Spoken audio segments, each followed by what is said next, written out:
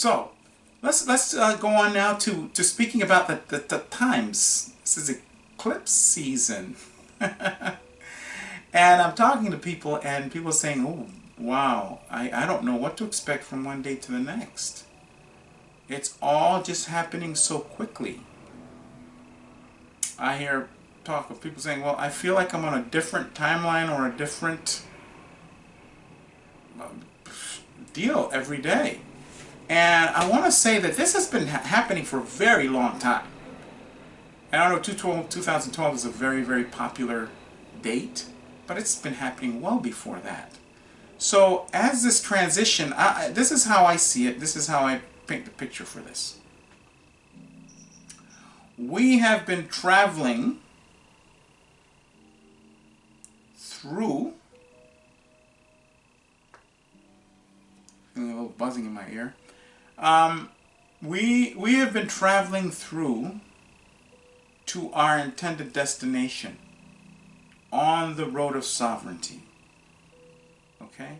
And as we are traveling through, when we started this journey, maybe the first 5 years, you look over a 10-year period, and the first 5 years in that 10-year period completely different than the last 10 years, than the last 5.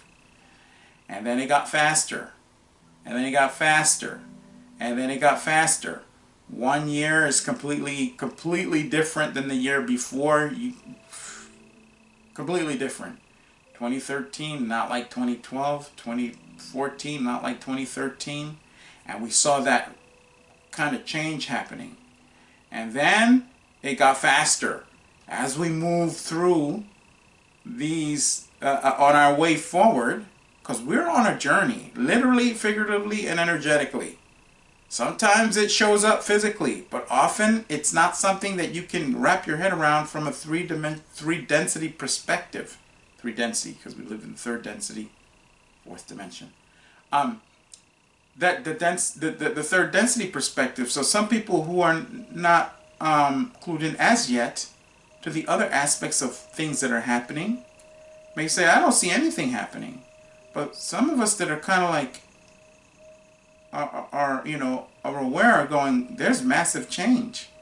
I mean, there's some physical changes going on this planet. Volcanoes are erupting like never before. In this solar system, we have all these alignments of planets that are very rare or have never been seen before. And what's crazy is that they're all happening at the same time. So if you pay close attention to the whole spectrum of things, you will see that there's massive change going on. And if you follow the movement of the stars, you will see the massive change going on from a grand scale. From a grand scale. And so people are going, it used to be where, 1 month was really different than the next month and so on and so forth. Then it got faster. Now, it's every day feels a little different than any other day before it.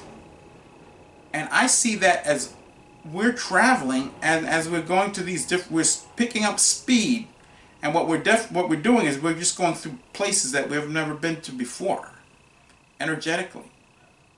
And we might not always, and it's okay if you don't always have this on a physical level, or you can't put your finger on a physical level. I certainly can't. Most of it. I just know it's happening because I can feel it and I can see it, and I hear, and I'm in the community of people who are very aware, and they're saying, "Do you know what's going on right now?" I said, well, let's look around us. Look into the skies, even the clouds. A lot of people are seeing. They're seeing forms of dragons in the clouds. They're seeing the moon, and the coloration is different than they've ever seen before. Look into the sky. I've started doing that. I never used to pay that much attention to the sky. I've started by looking up there. I looked up today and I saw the cloud formations. They were just not like cloud formations that I'd seen before. Everything is really, really, really, really changing. And tune into those changes so that you can roll with things and not be working against them. This eclipse season that we have going on here, we've had one on the 12th. We've had one on the, I believe, the 26th or 27th. And we have another one coming up in August 11th. August 11th. That's a lot of eclipses back to back like that. 3 in a period of 2 months. The energy waves that are coming in, they are changing things because we are tearing down these constructs. We're tearing down this reality as we know it. We're getting away from suffering, pain, war, and all of these things that bring misery to us. And in these changes, there's going to be upheaval because systems have to go. These systems have to go because we no longer want any of this. We no longer want to be on the plantation, being fed upon. We no longer want that. We've had that experience. We've had enough. We learned the lesson. It's time to go. Okay? And some of us are a little hesitant because we've been so programmed into especially not wanting to take a step into the unknown, that we'd rather stay in this suffering than to move on and move forward. But you got to move forward because this thing is crumbling. This thing is crashing. And if it crashes down and you're sitting there and you haven't moved on, you're gonna have nothing, and then you're gonna have to make an extra hard effort to move out of there.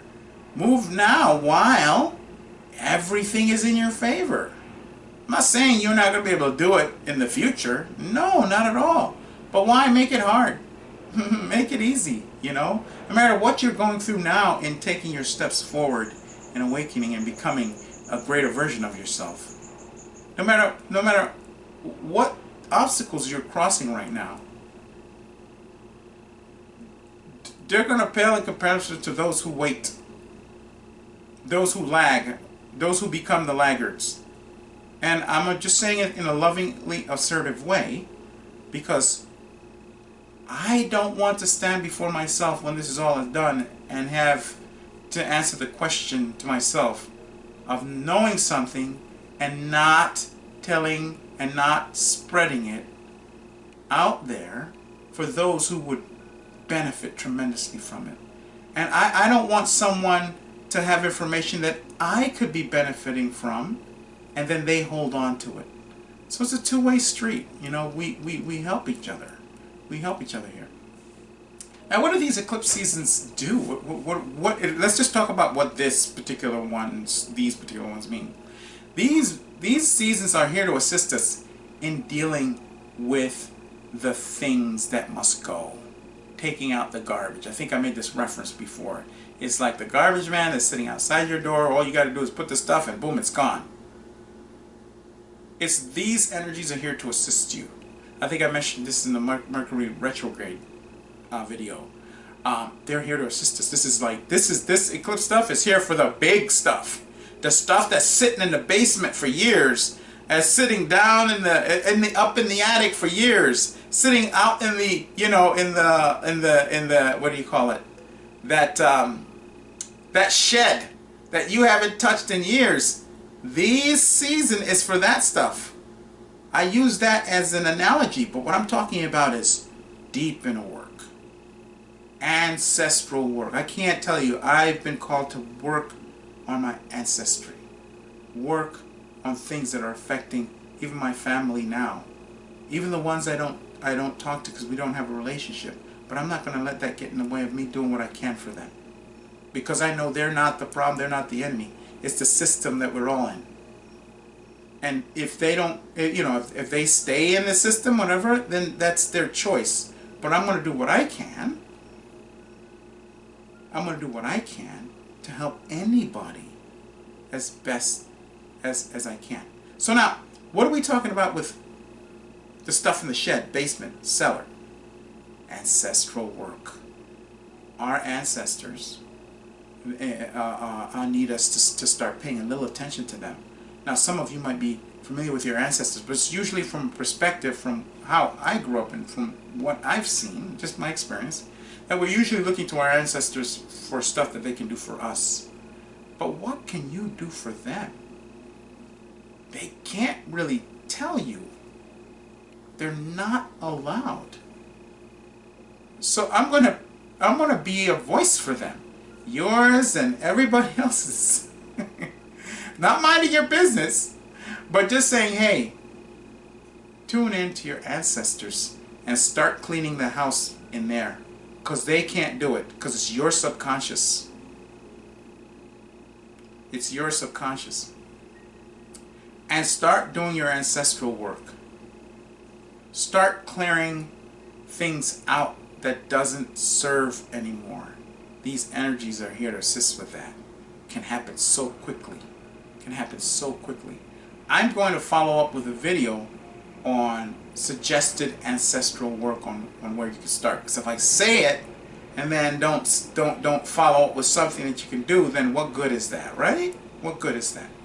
So I'm going to follow up with recommendations on what you can do there.